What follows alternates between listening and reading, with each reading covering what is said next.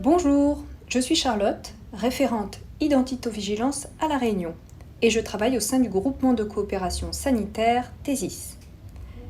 Parmi mes missions figure la formation aux questions d'identito-vigilance. Alors ne partez pas surtout, identito-vigilance c'est pas un mot facile, mais c'est pour ça que je suis là.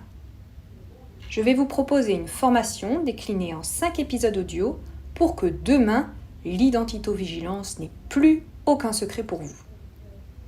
Le premier épisode, celui-ci, me permettra de vous expliquer le pourquoi de cette formation. Dans le second épisode, je vous parlerai de la place et de l'évolution du numérique dans la santé. Dans le troisième épisode, on parlera identito-vigilance. On verra ce que c'est et quels en sont les enjeux.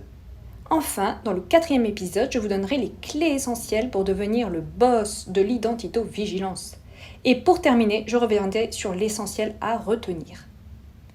C'est une première pour moi, j'espère que ça vous plaira. N'hésitez pas à me faire des retours. Alors pour commencer, la question essentielle me semble être pourquoi parler des identités des patients dans les outils informatiques de santé ? Tous les acteurs de la santé qui utilisent des outils informatiques, comme la gestion administrative du patient, la messagerie sécurisée, le dossier médical ou encore des applications comme la télémédecine, tous sont concernés par la gestion des identités des patients ou usagers.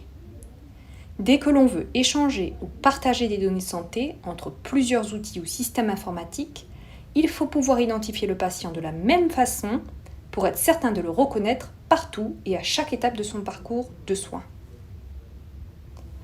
Quels sont les objectifs de ces vidéos de formation ?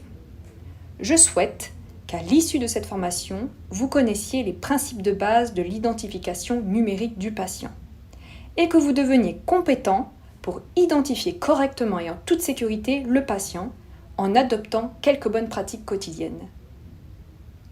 C'est tout pour aujourd'hui, j'espère vous avoir donné envie d'écouter la suite. Pour rappel, vous pouvez retrouver tous les épisodes de cette formation sur la chaîne YouTube ou le blog du GCS TESIS. Les liens figurent dans la description de la vidéo.